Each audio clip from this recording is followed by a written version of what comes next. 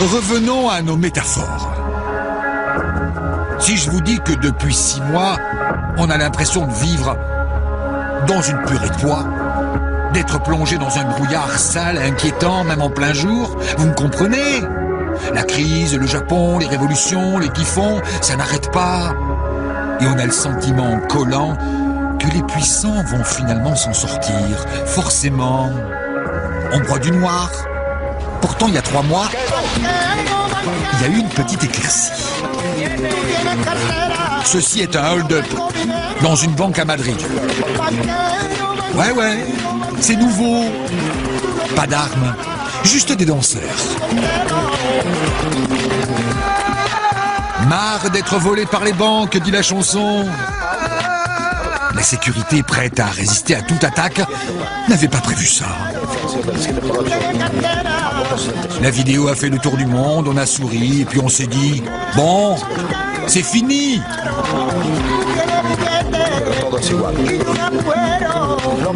Mais 2 mois plus tard, Puerta del Sol, la porte du soleil, c'est peut-être aussi une métaphore. L'annonce d'une légère éclaircie. En tout cas, ça change. Ils ne cassent rien, ils en ont juste marre. Mais alors, marre. Marre du boulot ou du pas de boulot. Marre des hypothèques à vie, marre des dettes, marre d'être courbé.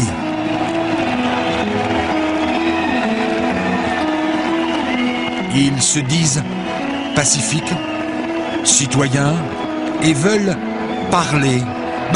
Comme vous, comme moi. Ils se disent en état de réflexion, parlent de démocratie et nous font faire des progrès en espagnol. Si vous ne nous laissez pas rêver, nous ne vous laisserons pas dormir. Alors, ils campent. Mais ceux qui se disent, tiens, voilà 68 qui rappliquent, eh ben ils ont tout faux. Ils sont ordonnés, méthodiques, organisés. Olé! En 1 semaine, dans le monde entier, d'autres jeunes se sont réveillés à l'espagnol. Chaque tâche est une manifestation de soutien. Facebook plus Twitter égale New York, Paris, Athènes, Singapour. Et ils ont quoi en commun, tous ces jeunes diplômés, inoccupés? Peut-être qu'ils se retrouvent pas dans le rôle qu'on voudrait leur refiler dans le jeu démocratique. Celui de mouton. Votez ici, remboursez là, consommez, ça les branche plus. Et puis, il y a eu le vote, le week-end dernier. Entre un gros parti qui avait le pouvoir et qui va le réavoir, et un autre gros parti qui l'a eu avant et qui va le perdre pour le regagner, vous choisissez quoi?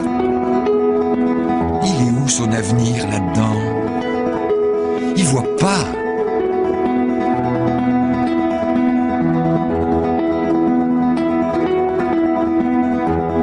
Une fois le vote passé, où le parti bleu a gagné, ou le contraire, ils sont retournés sur la place, dans les rues. Et ils y sont toujours. Font le ménage eux-mêmes, montent des forums de discussion et semblent si bien élevés. La police est paralysée, elle comprend pas. Sauf à un endroit. À Barcelone hier matin, retour aux fondamentaux, matraque, lacrymo. Et pourquoi? Parce qu'ils sont anarchistes, rêveurs, gauchistes? Pas du tout. Parce qu'il fallait libérer la place pour installer un écran géant pour le match de foot de ce soir. Ces gens, moi je vous le dis, ils sont orphelins. Ils trouvent personne chez les grands pour les inspirer, leur montrer le chemin, alors on les a aidés. Je vous présente, chers amis espagnols, Madame Elisabeth Hayden-Benz. Vous connaissez pas? Normal. Laissez-moi un instant vous raconter sa vie. Frontière franco-espagnole 1940. Elisabeth est infirmière, elle a 20 ans. Comme vous, les jeunes de la place. La Croix-Rouge d'alors lui interdit de s'occuper des mamans qui traversent la frontière. Lui interdit de sauver les enfants. Mais Elisabeth a désobéi. Elle a désobéi et a sauvé 600 enfants. un par un, sortis des camps. Élisabeth ne voulait pas de médaille. Elle avait juste dit non et fait son devoir. Estoy muy contenta de ver tantos y tantas madres aún que viven. Élisabeth est morte cette semaine. Sa vie n'est-elle pas une métaphore? Une métaphore qui nous rappelle que rien n'est plus précieux que l'optimisme des jeunes. Une denrée fragile et inestimable. Élisabeth ne fera la une d'aucun journal. Elle s'est juste endormie après avoir fait son devoir. Ça nous surprend ou pas?